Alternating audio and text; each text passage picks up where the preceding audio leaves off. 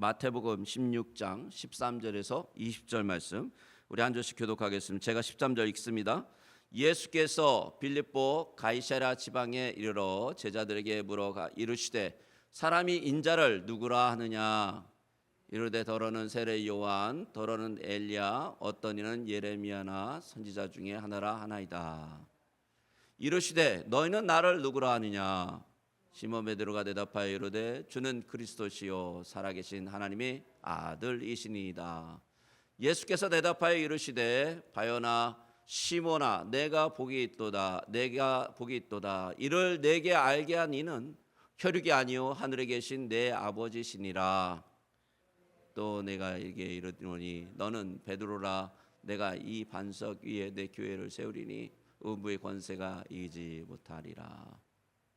내가 천국 열쇠를 내게 주리니 내가 땅에서 무엇이든지 매면 하늘에서도 맬 것이요 내가 땅에서 무엇이든지 풀면 하늘에서도 풀리리라 하시고 제자들에게 경고하사 자기가 그리스도인 것을 아무에게도 이르지 말라 하시니라. 아멘. 우리가 오늘 읽은 이 내용은 가이사랴 빌립보에서 예수님이 자신이 누구인지 제자들에게 물어봤습니다. 그때 세상 사람들은 뭐 엘리야다, 뭐 세례 요한이다 이런 얘기를 했습니다. 그러면 제자들은 과연 예수님을 어떻게 생각하고 있을까 궁금해요. 이 제자들의 생각이 예수님 다 알고 계시죠. 근데도 물어보신 거예요. 참 물어보신 이유가 있습니다. 왜냐하면 이 베드로의 이 고백을 듣고 싶어서 사실 물어보신 거거든요. 그래서 물어봤더니 뭐라고 하냐면 주는 그리스도시여 살아계신 하나님의 아들이시니다. 얼마나 정확한 답을 했는지 몰라요. 그랬더니 예수님께서 네가 한 그 말은 너 자신이 한 게 아니라 성령님이 도우셔서 하셨다. 그러면서 엄청난 약속을 해주십니다. 베드로한테. 그 약속이 뭐냐면 이런 거죠. 네가 이 교회에 내 교회를 세우는데 너가 반석인데 그 위에 교회를 세우겠다. 근데 이게 베드로에게만 한 약속일까요? 이 부분에 대해서요 천주교는 베드로에만 약속했다. 그래서 교황이 모든 권한을 갖고 있다. 베드로를 승계했으니까 이렇게 나오는 거예요. 그게 바로 apostolic succession이라고 그러죠. 그래서 아포스톨이 succession 되는 거예요. 계속 사도가 승계됐다 이렇게 보는 거예요. 잘못된 거죠. 이 부분을 잘 해석해야 됩니다. 이 부분은 그런 게 아니죠. 이런 거죠. 베드로가 고백한 그 고백 위에 교회를 세우겠다라는 거예요. 그렇기 때문에 그거는요 단 한 사람의 교회가 아니라 예수 그리스도를 믿는 모든 사람들의 교회를 얘기하는 거죠. 모든 사람들의 고백을 얘기하는 거예요. 그런데 그 교회가 어떤 권세를 갖냐면 음부의 권세를 능히 뛰어넘어 음부가 이기지 못하는, 함부로 이 사단의 세력들이 덤비지 못하는, 속기 이렇게 좀 쉽게 얘기하면 그런 능력을 가진, 권세를 가진 그런 교회다. 그 고백을 하는 사람들이 모여 있는 것은 그런 곳이다 라고 하나님이, 바로 하나님의 아들인 예수님께서 그렇게 말씀해 주시면서 또 뭐라 그러냐면 이런 약속을 해줘. 천국의 열쇠를 주리니. 그러면서 땅에서 무엇인지 매면 매이고 하늘에서 매이고 내가 땅에서 무엇인지 풀면 하늘에서 풀리리라. 엄청난 약속을 해주십니다. 이게 무슨 이야기냐면요 이런 거예요. 이 지상의 교회와 하나님이 살아계시고 하나님이 전전에 계시는 그 교회가 어떻게 되어 있다고요? 연결되어 있다. 하나라는 거예요. 하나. 자, 이렇게 하고요 예수님께서 자기를 그리스도인이라고 얘기하는 것을 아무에게도 이르지 말라라는 말씀을 하셨습니다. 오늘은요 우리가 사도신경에서 이 거룩한 교회를 믿습니다라는 부분을 살펴볼 겁니다. 이 거룩한 교회가 과연 어떤 교회인가? 우리가 지금 속해 있고 우리가 다니고 있는 교회에 대해서 우리가 좀 이 부분을 정확하게 알고 이해해야지만 교회가 이런 것이구나. 그래서 교회가 이렇게 하는 거구나. 그래서 교회가 모여서 기도를 하고 찬양을 하고 예배를 하고 함께 하는 거구나 라는 것을 알게 된다라는 것이죠. 미국의 오클라호마의 작은 마을에 있었던 일화라는 거죠. 어떤 마을에 새로 목사님 부임하셨어요. 그래서 목사님이 부임하자마자 아주 의욕적으로 집진들 다니며 신방하고 그러면서 오는 첫 주에 자기 설교를 들으러 오시라고 막 그냥 얼마나 쫓아다니는지 몰라요. 정성을 다해서 준비하셨습니다. 설교를. 주일날이 되었는데 목사님이 이제 마음이 막 기대가 이제 잔뜩 올라왔잖아요. 근데 마을 사람들을 기다리는데 막상 예배가 딱 시작됐는데요. 그렇게 막 수십 곳 돌아다녔는데 딱 오신 분이 10손가락 안에 뽑을 정도로, 요즘은 대단하죠. 10손가락 안으로 와도 대단한데 10손가락 안을 뽑을 정도로 온 거예요. 그래서 이분이 그냥 이 예배를 드리고 너무 그냥 마음이 무너졌어요. 그래가지고 막상 예배를 끝나고 나서 이제 목사님이 고민을 하다가 지방 신문에 광고란에 이 광고를 냈습니다. 어떤 광고를 냈냐면 이런 광고를 냈대요. 교회가 죽었습니다. 따라서 담임 목사로서 장례식을 치르려 하오니 모두 참석해 주시기 바랍니다. 장례식은 오는 주일 교회에 있습니다. 이런 광고를 내셨대요. 그래서 마을 사람들이 신문을 보고 너무 이게 의아하고 뭐 이런 광고를 냈나, 그리고 주일날에 막 다 몰려왔어요. 그동안 안 나왔던 교인들도 다 나오고 막 난리가 난 거예요. 이 목사님이 이상한 분 아닌가 이렇게 생각하고 다 온 거예요. 강대상에서 보면요, 관이 하나 딱 놓여져 있고 그 위에 아름다운 꽃이 장식되어 있고, 목사님의 의식은 장례를 거행했어요. 거기서 장례를. 그리고 마지막에 장례가 끝나면 우리 뭐 하죠? 조의 하잖아요. 조의. 이렇게 한 분씩 와가지고 돌아가신 분을 보면서 잠깐 묵념하고 가잖아요. 그 장례식의 마지막이잖아요. 끝나고 나서. 그래서 그 이제 시간이 왔는데 조객들이 한 분씩 나왔어요. 그래서 관을 들여다보는 거예요. 관을 이렇게 들여다보는데, 들여다보고 나서는 이분이 굉장히 놀라는, 전부들 얼굴이 막 하고 놀라가지고 또 지나가는 거예요. 또 한 분씩. 왜 그랬을까요? 그 관 속에 뭐가 있었을까요? 관 속에 거울이 있었답니다. 거울. 그래가지고 그 관을 들여다보는 순간 누가 보여요? 누가 보일까요? 거울이 있으니까 자신이 보이는 게, 자신이. 그러니까 자신에 대한 뭘 한 거예요? 장례를 해버린 거예요, 목사님께서. 그러니까 각자가 본 죽은 교회는 바로 자신이라는 거죠. 여러분, 교회는 살아 있어야 돼요. 교회는 살아있는 공동체라고 합니다. 그래서 유기체적 공동체, 살아있는 그런 어떤 공동체라는 거예요. 존재라는 거예요.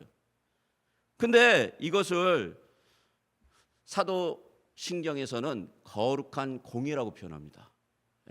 이 살아있는 공동체와 거룩한 공예는 연결되어 있습니다.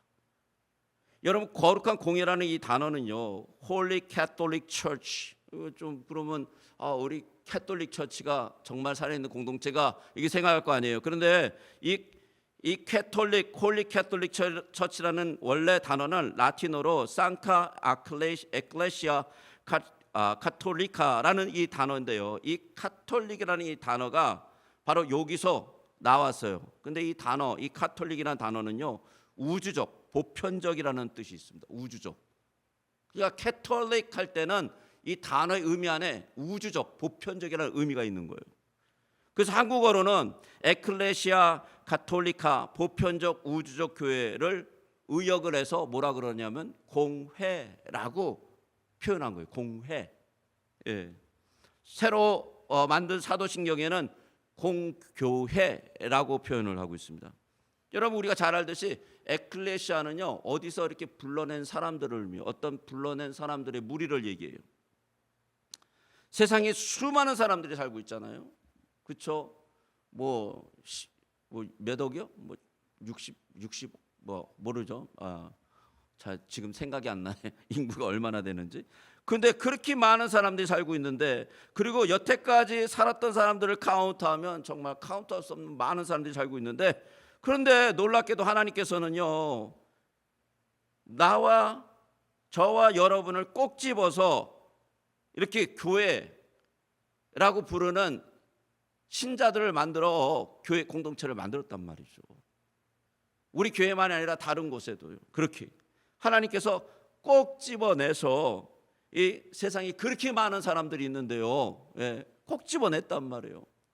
여러분 실제적으로 크리스찬의 그 퍼센티지가 얼마나 되는지 아십니까? 인구 전체 비율로 하면은 거의 5%도 안 된대요. 얼마나 작은 거예요. 거기다 또 신실한 신자, 진짜 참신자로 들어간다면 더 줄어들겠죠. 이단 제하면 더 줄어들겠죠. 진짜 구별돼서 진짜 하나님이 구별해서 불렀던 사람들이라는 거죠.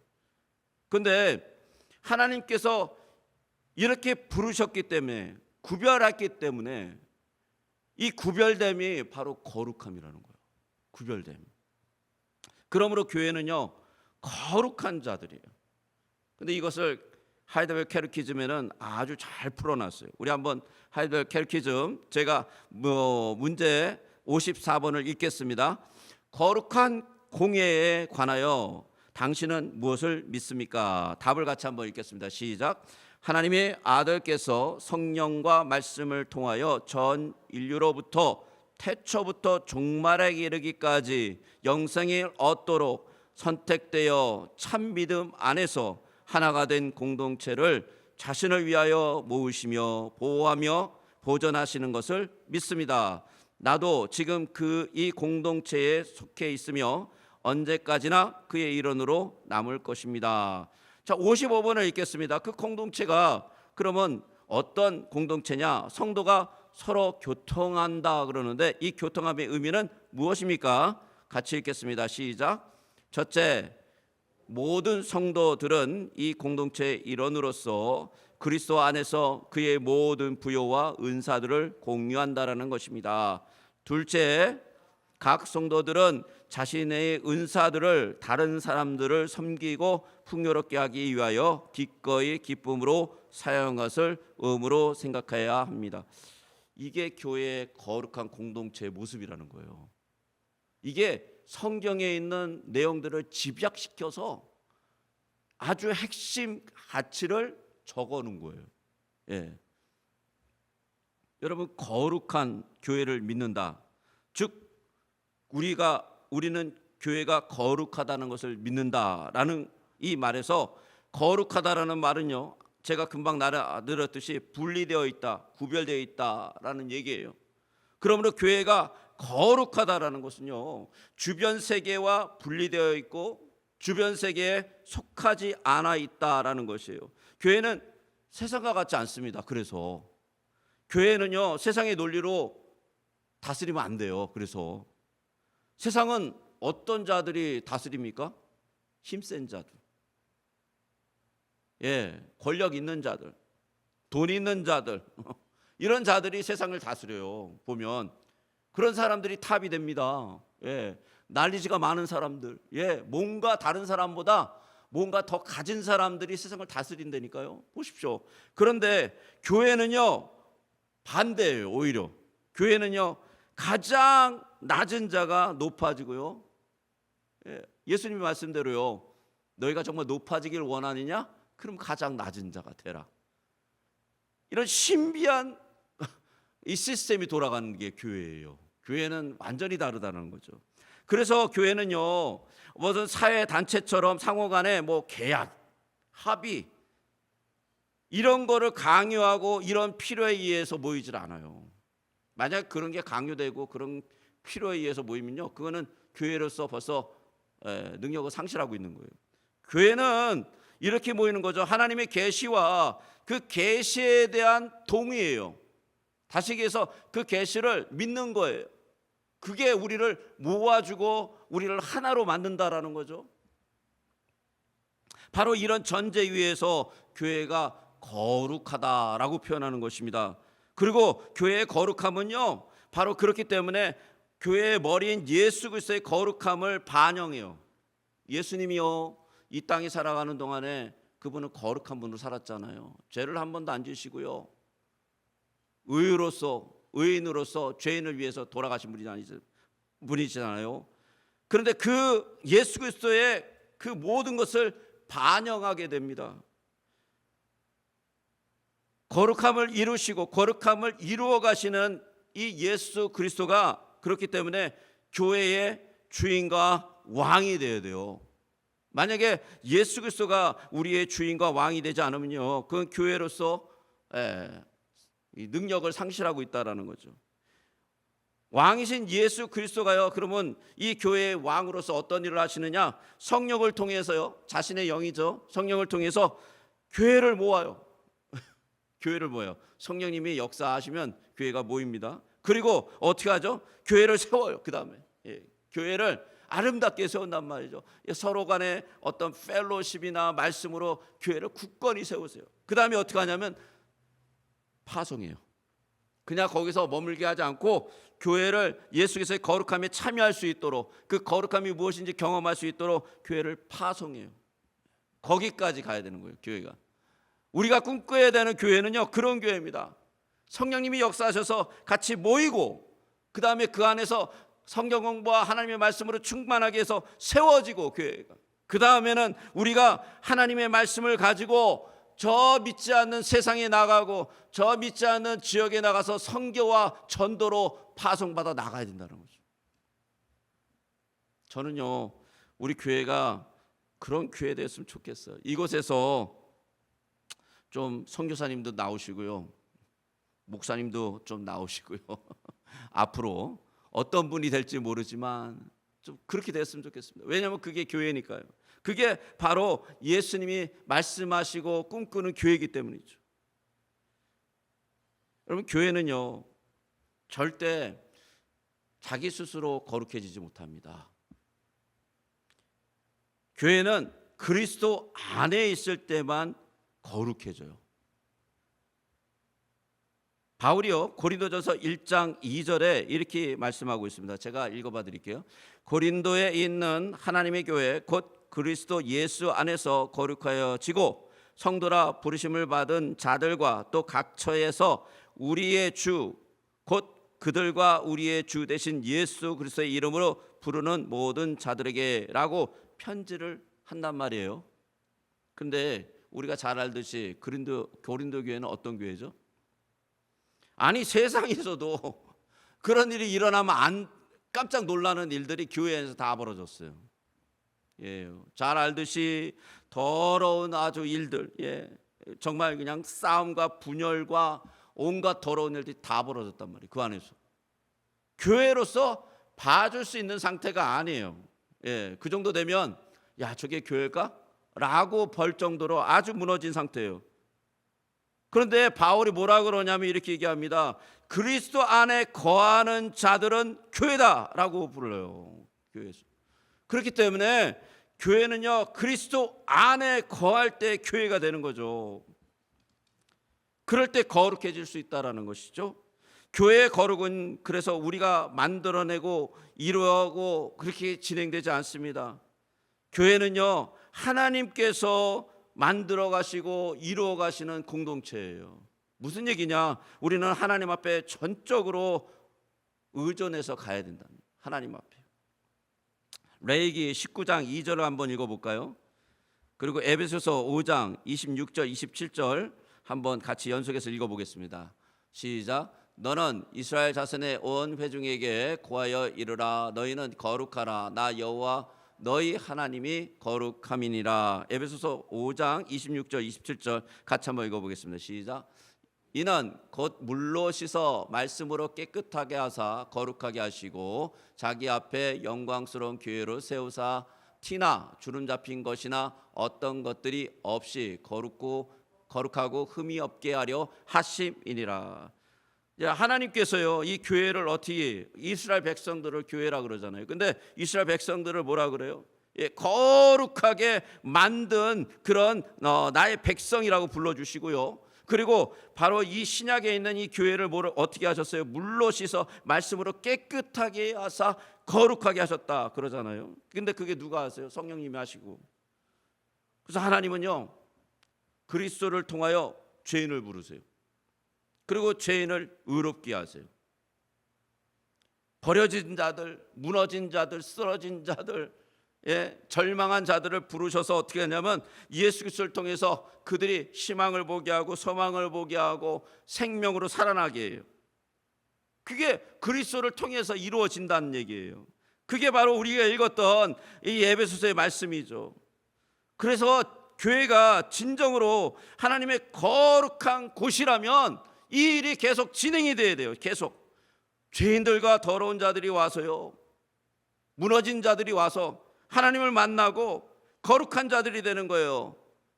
다른 얘기로 예수 그리스도를 통해서 그들이 구원을 받고 소망을 얻고 꿈을 꾸고 하나님의 그 비전을 같이 나누는 그런 일들이 진행돼야 된다는 거죠. 교회 안에서.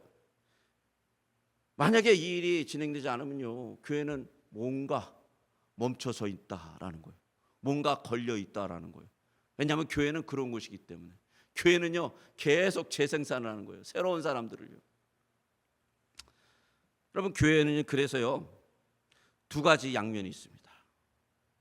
교회는 성도들의 거룩한 공동체예요. 성도들의 공동체, 거룩한 공동체. 동시에 죄인들의 공동체. 동시적으로 존재해요. 이게 같이. 그래서 우리가 맨날 딜레마에 빠져요. 어느 나라에 보면 거룩한 것 같은데 어느 나라에 보면 완전 죄인이에요. 그래서 막 상처받아요. 막. 예. 근데 그럴 필요가 없다는 얘기예요. 왜냐하면 하나님이 원래 교회를 그렇게 만들어놨어요. 펑션을. 예. 죄인들이 와가지고요 거룩하게 변하게끔. 그러니까 죄인들이 와서 사고치고 문제가 일어나는 거 당연한 거예요. 교회 안에서. 근데 그게 그냥 그대로 있으면 안 되고요. 어떻게 되죠? 예수 그리스도를 통해서 그 교인이 변하는 거죠. 그 일이 이루어지게끔 우리는 어떻게 하는 거죠? 기도하고 같이 역사하며 같이 도와주는 거죠. 거룩하게 된 공동체인데 놀랍게도 죄인들이 같이 존재하는 공동체예요. 그래서 존 오헨 목사님 죄사함이라는 책을 쓴 이 목사님이 그 책에서 보면 뭐라 그러냐면 성도들을 죄인, 구원받은 죄인들이라고 표현합니다. 구원받은 죄인들. 여러분, 구원은 받았는데요 여전히 우리 가운데 죄가 막 존재하는 거예요. 그래서 막 어렵죠. 예? 죄를 보고 죄에 당하고 죄가 막 옆에 있을 때 막 껄끄러워요. 온전한 하나님의 영광을 나타내지 못하고 하나님의 영광에 다다르지 못하는 그 모습을 보면서 막 한심스러워요. 제가 저 자신을 볼 때도 그럴 때도 있어요. 그런데 여러분, 그럴 때 실망할 필요가 없다라는 거예요. 왜냐하면 그게 교회의 모습이라는 것입니다. 다만 그때 우리가 무슨 고백을 해야 되냐면요, 우리가 죄인이라고 고백하고요 하나님 앞에 겸손히 무릎 꿇어야 돼요. 그러면 놀라운 역사가 일어나죠. 그래서 사도 요한은 이렇게 얘기합니다. 요한 1장 8절에 이렇게 선언하죠. 우리 같이 한번 읽어볼까요? 시작. 우리가 죄가 없다고 말한다면 우리는 자신을 속이는 셈이 되며 우리는 더 이상 진리 안에 있지 않다. 여러분, 이렇게 생각하십니까? 저는요 이게 교회의 신비라고 생각합니다. 왜냐하면 이것이 가장 큰 하나님의 은혜예요. 어떻게 보면 교회는요 계속해서 하나님의 은혜가 공급돼요. 그리고 하나님의 은혜를 간구하게 돼요. 왜냐? 우리 죄를 우리가 해결할 수 있습니까?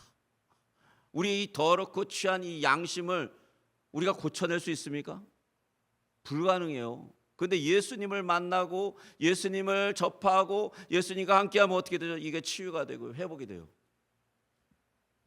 바울은요 로마서에 보면 로마서에서 이런 얘기를 해요. 죄가 더한 곳에 은혜가 더 성하니라.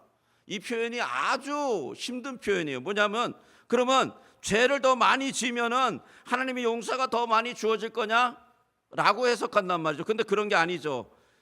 하나님의 죄 용서, 거룩함이 주어지는 공동체이기 때문에 그 일이 계속해서 일어나기 때문에 우리의 죄를 다 덮고 넘쳐날 예수 그리스도의 그 은혜가 우리에게 주어져 있다라는 거예요. 벌써요. 그게 교회라는 것입니다. 그게 바울이 얘기하는 은혜가 넘친다라는 이야기죠. 그러므로 교회는요 꿈틀거려야 됩니다. 꿈틀거려야 돼요. 계속해서 계획이 일어나야 돼요. 그리고 계속해서 우리는 우리의 죄를 용서하십시오라고 끊임없이 나가는 것이에요.